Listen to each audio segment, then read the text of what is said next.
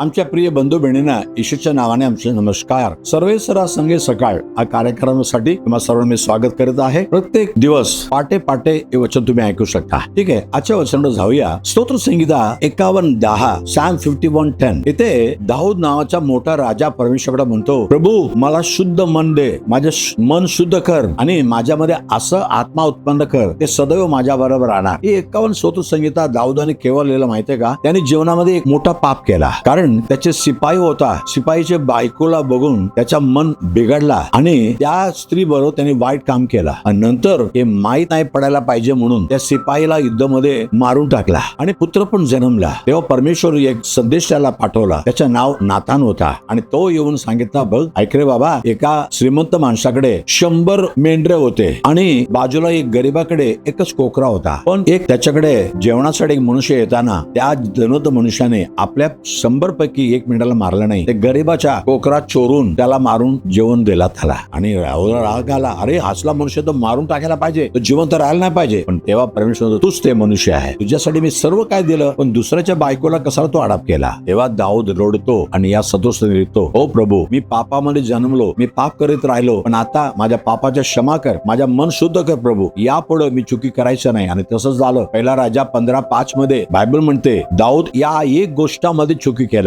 त्यानंतर आयुष्यभर त्यांनी देवाच्या आज्ञा तोडलीच नाही, देवाच्या भय मानून राहिला. माझ्या प्रिय बिजानो, आज तुमच्या जीवनामध्ये असा लपाछुपी करून जे काही तुम्ही पाप केलेलं आहे, आज येशूकडे क्षमा मागा. येशूच्या नजरेत काय चुकून राहणार नाही. त्याला प्रार्थना करूया. पवित्र बापा, धन्यवाद प्रभू. दाऊदचा मन होता की मला कोणी पाहू शकत नाही, मी जे काय करणार मला विचारू शकत नाही, असं लपून छुपून जे आम्ही चुकी केलेलं आहे प्रभू. आज जे कोणी म्हणतात, प्रभू मला क्षमा कर, माझ्या पापाच्या क्षमा कर, माझ्या मनात शुद्ध मन देस म्हणणारा प्रत्येकानं त्यांना शुद्ध येशूच्या रक्ताने त्याला शुद्ध कर, पापाचे क्षमा कर, त्यांना शुद्ध मन दे प्रभू. आणि परमेश्वराच्या प्रिय असं जीवन ते करायला पाहिजे प्रभू. त्यांचे सर्व आरोळी ऐक, त्यांचे सर्व दुःख काढून टाक, दुखणं काढून टाक, आजारपणा काढून टाक, आशीर्वादित कर. येशूच्या नावाने मागितो ऐक प्रभू राजा. आमेन आमेन. God bless you. देव बाबा तुम्हाला आशीर्वाद करो. उद्या सकाळी आपण पुन्हा भेटूया. आमेन.